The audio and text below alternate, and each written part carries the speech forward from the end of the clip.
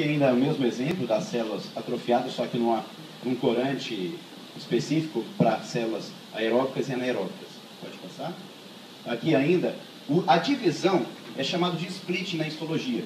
Isso aqui é uma célula dividida, que vai gerar duas outras células, né, capazes de realmente aumentar o volume muscular e a quantidade muscular. Isso é a hiperplasia. O aumento do tamanho é a hipertrofia. Aí, células maiores ainda, né, fazendo o processo de divisão. No caso, com 60 dias de treinamento. Pode passar? E agora, a novidade, né, que eu gostaria de passar para vocês aí, que nem todo mundo conhece, é o seguinte. Na minha área específica de estudo, na osteopatia, na fisioterapia, nós temos algumas características funcionais de análise do movimento humano. Que características funcionais seriam essas? O nosso corpo, ele faz movimentos muito sutis, de expansão e de retração. Significa o seguinte, talvez se clicar no vídeo, era para estar funcionando. O corpo nosso, ele faz um movimento de se abrir e ser fisiológico. Ele faz isso. E ele faz isso. Quando nós nascemos, ao fechar o tubo dural, que é a capa que envolve o cérebro e a medula, esse movimento já existe. E isso tem uma caracterização específica, quando a gente olha no indivíduo, pelo formato do crânio. Vocês veem pessoas que têm o crânio mais largo, no sentido látero-lateral, e mais estreito antero-posterior. E o contrário também. Isso está relacionado com o movimento do crânio. Como a pessoa foi gerada dentro da barriga da mãe, da maneira como ela foi retirada, se teve quedas na infância ou não, se bateu a cabeça ou não, se o crânio é simétrico ou não. Então nós vamos encontrar pessoas assim, e nós vamos encontrar pessoas assim, exagerando, por causa da característica de desenvolvimento embrionário que ela tem. Essa movimentação do corpo, ela está relacionada com partes faciais. Fáscias são membranas que envolvem todo o corpo, tanto é que não se fala em fáscias, e sim fáscia. Significa que a hora que eu mexo aqui na minha roupa, tá vendo que mexe lá embaixo? Se eu mexo aqui, ó, mexe lá embaixo. Então todo o corpo está conectado. Então se existe um aumento na expansão do meu abdômen, existe um aumento na expansão do meu tórax. E isso está relacionado também com o meu crânio. Então, com essa análise, dá para a gente imaginar 3 bexigas, 3 balões. Um no abdômen, um no tórax e um no crânio. E para exemplificar, é como se fosse o seguinte. Se aqui o balão está muito cheio, eles deveriam estar equilibrados. Então esse aqui está murcho, ou esse aqui. Se esse está murcho, esse aqui está cheio, ou esse aqui. E a ideia é manter essa pressão dentro do abdômen, tórax e crânio equilibrado. Se essa pressão não estiver adequada, porque os músculos estão fracos, porque é um fumante e o tórax não expande, porque prendeu a respiração na hora errada, algum lugar vai sofrer. Isso explica o tórax murcho, respirando mal, e na hora de executar uma força, explode uma veia na cabeça. Porque se aqui prendeu a respiração e o abdômen para executar o peso também preencheu, aqui murchou, prendeu a respiração. O abdômen está fazendo força, murchou também. Como é que ficou o balão da cabeça? Arrebenta. Então, um dos segredos do treinamento é equilibrar as pressões entre o crânio, o tórax e o abdômen. E isso está diretamente relacionado ao desenvolvimento de patologias, como enxaquecas crônicas, como quedas na bexiga, que vão levar à incontinência urinária, como problemas na respiração, retrações do tórax. E isso é científico. Tanto eu trouxe um vídeo para vocês, porque isso é um conhecimento que já existe na literatura da minha área, e esse é um grande problema, que a gente só estuda a literatura da nossa área, não é isso? Quais educadores físicos aqui pegaram o livro do médico, o livro do fonoaudiólogo, o livro do nutricionista para ler? Normalmente quem faz isso é quem se destaca. Quem estuda nutrição e é educador físico, ele é diferente. Entende o que eu quero dizer? Então isso já existe há muito tempo, mas as pessoas não sabem. E para isso, eu venho trazer para vocês o que fecha essa caixinha aqui, ou esse balão. Né? Como é que fortalece o assoalho pélvico para que você não solte gases e seja enorme na hora que você faz força, ou para que você não tenha incontinência urinária? Eu tive a oportunidade de trabalhar com a seleção olímpica de 2006 de atletismo. Na época do Claudinei Quirino, eu fiz faculdade em Presidente Prudente. E ele é um monstro. Em relação a ele, foi um velocista que teve várias premiações. E eu vou falar para vocês uma parte do treinamento dele. Uma parte do treinamento dele era aeróbico e para dar potência, era fazer o agachamento. Ele fazia com 200 a 250 quilos, pulando. Para dar potência, ele era velocista, era 100 metros.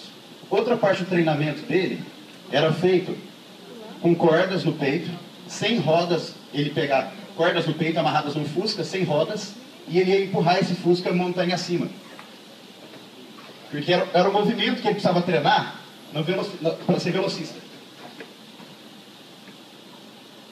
Entende? E acompanhando esse pessoal, numa época, não era o caso do Claudinei Quirino, mas tinham atletas 18 anos, 20 anos, 25 anos com perda urinária. Abdômen tanquinho, perda urinária. Coerente. Idade, hormônio. A ideia é que eles tinham tanta força no abdômen que era desproporcional à força do períneo. O períneo, eu estou me referindo ao assoalho pélvico. Então todo mundo tem assoalho pélvico.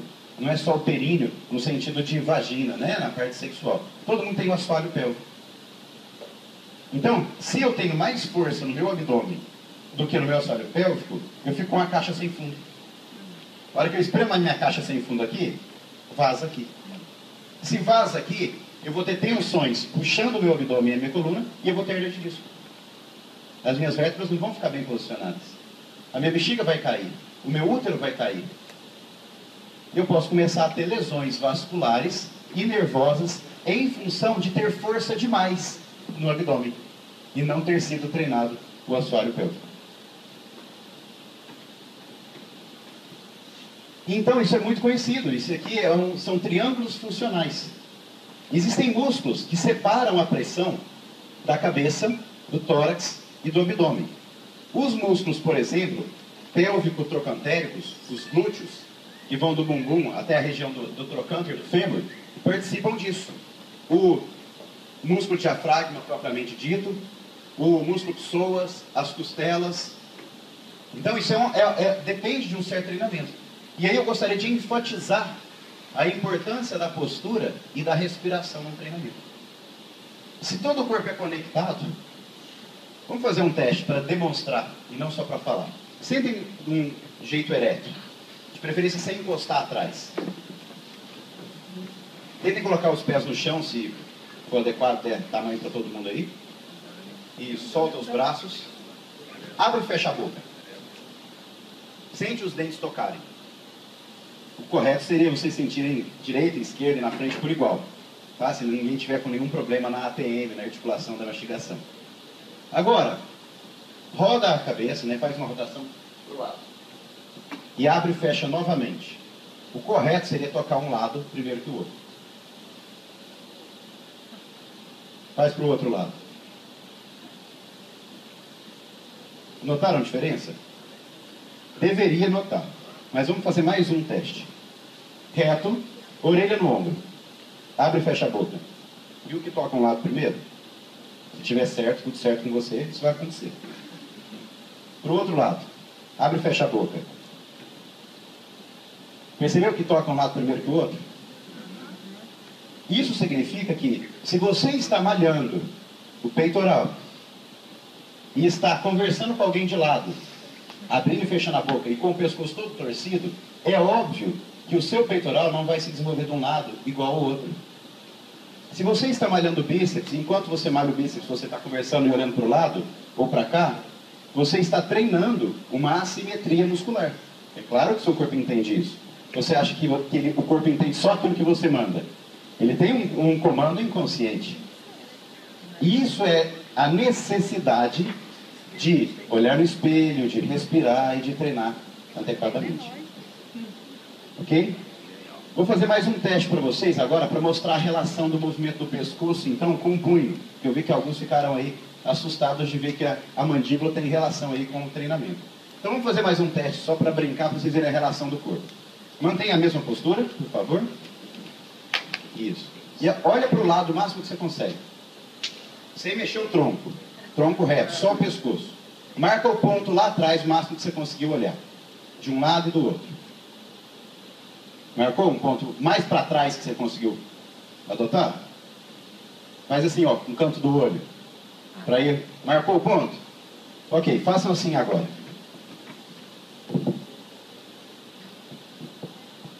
Vou pegar, se vocês mover aí, vai cair o microfone. Junta os cotovelos, perto do corpo. O máximo que você conseguir. Relaxa os ombros. E faz uma extensão dos dois punhos e abre os dedos o máximo que der, para trás. A ponta do dedo o máximo que der para trás e abre todos os dedos. E fecha o máximo que der e faz isso.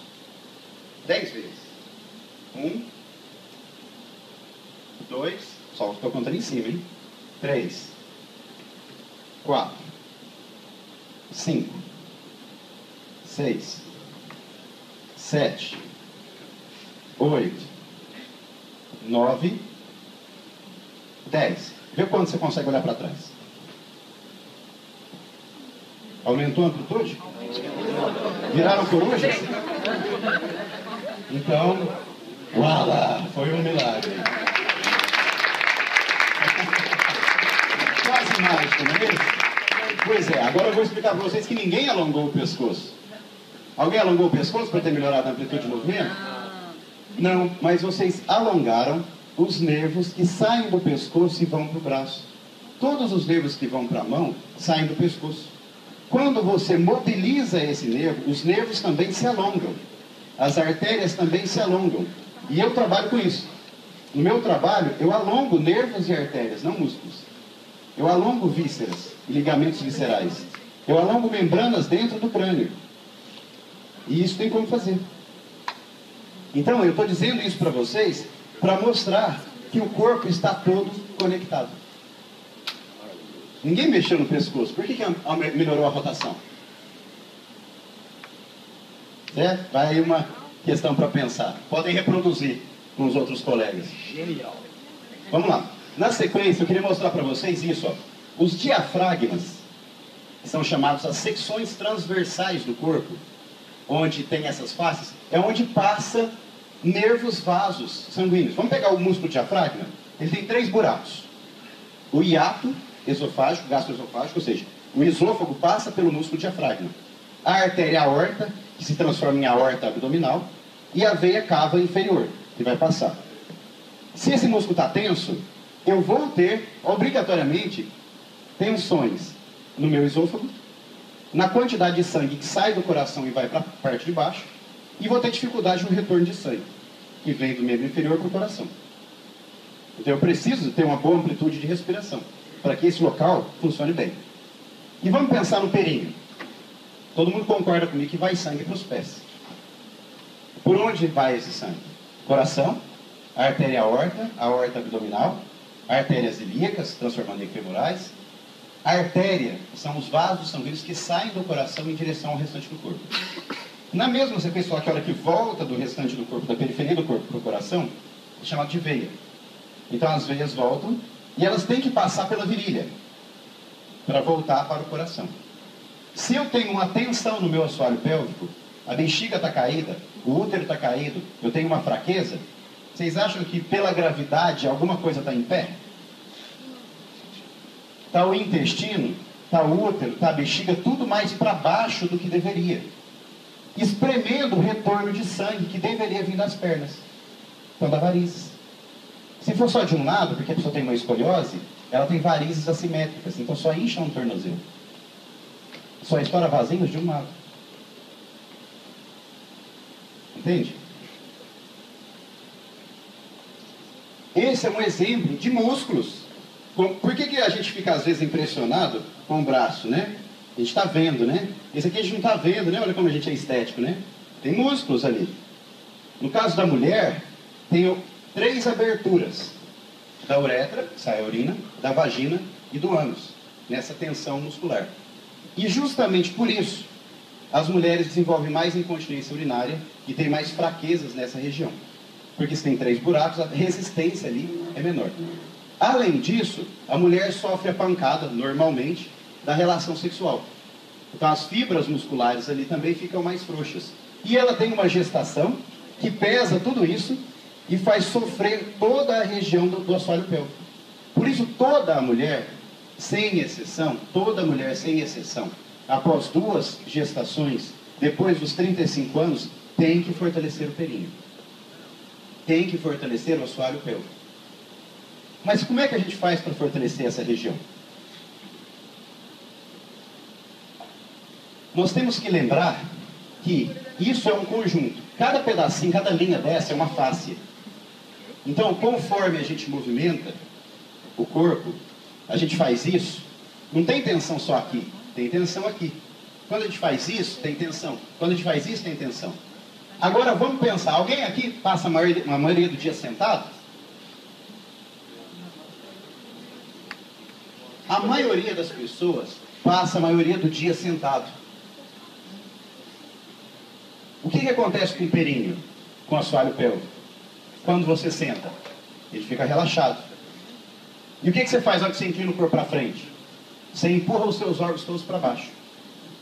E se você trabalha no escritório, num banco, e fica assim o dia todo, as fáscias, os músculos, a pele são tecidos elásticos. Então eles se adaptam. Você não percebeu que você sentou assim o dia todo. Mas na hora que você levanta, você na realidade levanta assim, ó. Por isso toda pessoa que trabalha sentado deveria caminhar no final do dia pelo menos meia hora. Porque o ato de caminhar leva a uma extensão lombar. E ajusta com os músculos oblíquos, com os músculos transversos, com o reto do abdômen, esse encaixe, vamos dizer assim, visceral abdominal. Ok? E existe então uma correlação entre essas fáscias do períneo, do tórax e do crânio. E isso explica por que derrames ou acidentes vasculares cerebrais, por que dói mais um braço, por que dói mais uma perna, por que tem mais força num braço, tem mais força numa perna, por que desenvolveu a gastrite, por que a pedra na vesícula saiu. Então tem como explicar mecanicamente a origem desses problemas. E tem como trabalhar isso, seja na musculação, seja com técnicas como a osteopatia, a ciência da osteopatia, que é a minha área, seja de várias outras formas. Eu estou dizendo para vocês que existe uma forma de melhorar a saúde do corpo e o desenvolvimento profissional em termos de treinamento físico ou desenvolvimento estético através de treinamentos específicos. Tá? E aí, eu vou mostrar para vocês que eu não estou inventando isso, né? Então eu só coloquei alguns títulos de artigos científicos. Ó, influência do fortalecimento abdominal na função perineal, associado ou não à orientação de contração do assoalho pélvico, em nulíparas. A influência do método Pilates no fortalecimento do assoalho pélvico. Estudo comparativo da força muscular do assoalho pélvico em mulheres sedentárias e mulheres que praticam atividade física.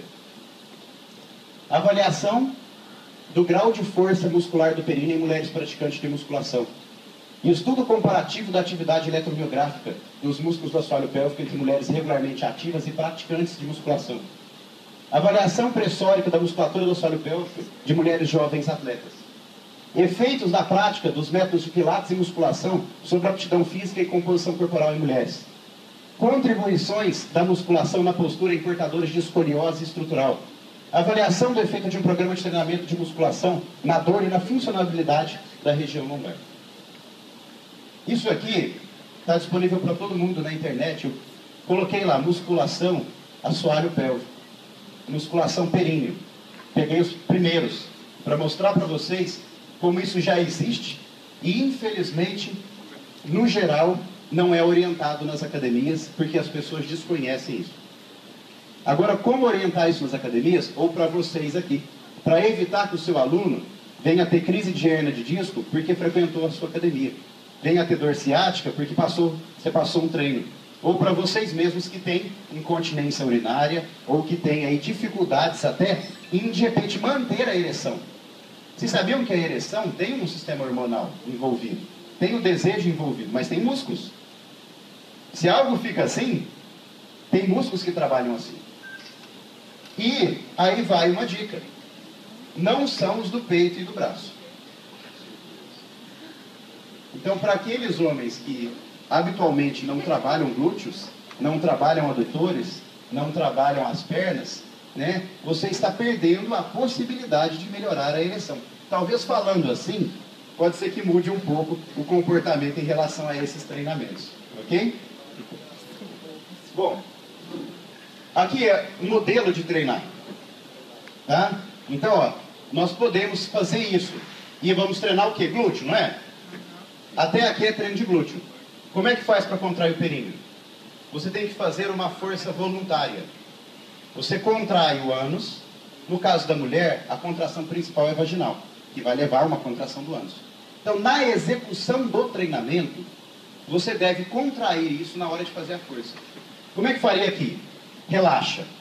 A hora que vai levantar, contrai e mantém a contração. Relaxa e contrai. Na hora que vai fazer o agachamento, né? Relaxou, ou depende do trabalho, se vai ser excêntrico, concêntrico, enfim. Mas vamos colocar que você faça mais força na subida, tá? Nessa hipótese, no treinamento mais concêntrico. Aqui você contrai e aí executa o treinamento. Foi treinar peito, né? Tem nada a ver? Tem tudo a ver. Abaixou. Na hora que vai subir o peso, não é a hora que você contrai o abdômen? É a hora que a caixa vai ficar sem fundo. Você contrai o abdômen e o assoalho pélvico. A contração do ânus. No mesmo momento em que vai levantar. E relaxa. Simples assim, milagroso. Tem clientes que fazem musculação, que tinham incontinência urinária, hérnia de disco, que associou. No momento de fazer a força, é orientado a contrair o abdômen. Não é orientado a contrair o ânus e o assoalho pélvico. No Pilates, isso é ensinado. Normalmente, se a pessoa não fica com vergonha de falar isso para o aluno. Ok? Mas deveria ser falado em todo treino de força. E é simples assim. Você deve contrair o assoalho pélvico no momento em que realizar a força. Aqui vem uma outra ilustração, em que você mantém uma contração do abdômen. E o que vai acontecer se esse assoalho pélvico estiver fraco? Vai sair xixi aqui. Ou gás. Então ela mantém a contração do períneo. E aí ela consegue executar. Mais uma. Ou a anterior, acho, né? Mais uma para frente, então, por favor. Bom, tem uma outra ali que na verdade é só uma demonstração que você pode fazer também com as pernas cruzadas. Você pode fazer isso a qualquer momento. A dica que eu dou para quem tem perda urinária é que no trânsito, o sinal está vermelho, então você vai lá, segura 3, 4 segundos, relaxa. Segura 3, 4 segundos, relaxa.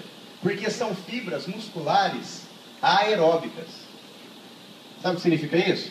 Alguém tentou ganhar panturrilha aqui? Pois é. Os músculos aeróbicos, eles dependem de muito mais repetição do que os anaeróbicos para provocar uma melhora no volume. Isso é alguns modelos. Nesse caso, você deve repetir o exercício do períneo em todo exercício de musculação. Isso deve ser da mesma forma que contrair o abdômen para preservar sua lombar. Ao contrair o abdômen, você contraia o assoalho pélvico. Ok? Essa é a dica que eu tinha aí para passar para vocês e para contribuir aí com o evento.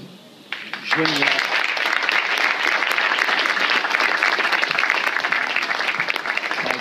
Tem uma mensadinha, por favor, aqui. Não vou botar mais de palco não, cara. Ah, O cara é muito bom, pelo amor de Deus. por favor. Gênio, mas Vem comigo. é genial, cara. Salva de palmas, gente.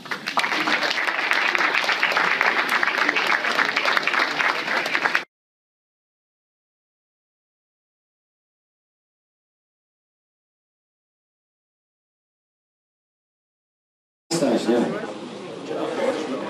Isso. Tá bom. Fazer uma foto aqui.